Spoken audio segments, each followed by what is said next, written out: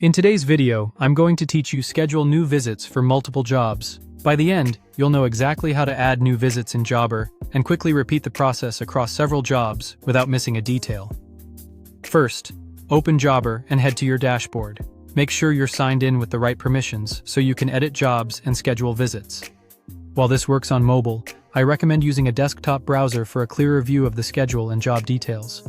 From the left-hand sidebar, click the Jobs panel. This brings up your list of jobs.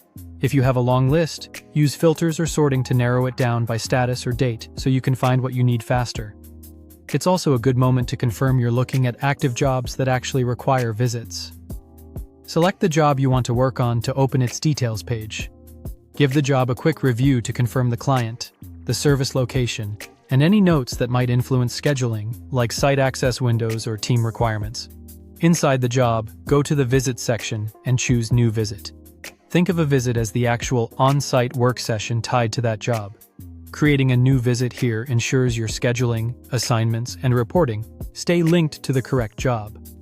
Now schedule a visit date. Pick the date on the calendar, then set the start time and duration if those options are available in your view. Check for conflicts or overlaps on your team's schedule to avoid double booking. If you assign team members during this step, make sure the right people are selected for the work. Choose an end date next. If the visit is a single-day appointment, the end date will be the same day. If this job requires a multi-day window, set the end date accordingly to reflect the entire span of work. Align this with any client constraints or weather considerations. When everything looks correct, click Save. You should see the new visit appear under the job, and it will populate your calendar. Depending on your account settings, notifications or confirmations might be sent automatically to your team or client, so double-check that your details are accurate before saving. To schedule new visits for multiple jobs, return to the jobs list and repeat the same process for each job. Keeping your filters in place can speed things up.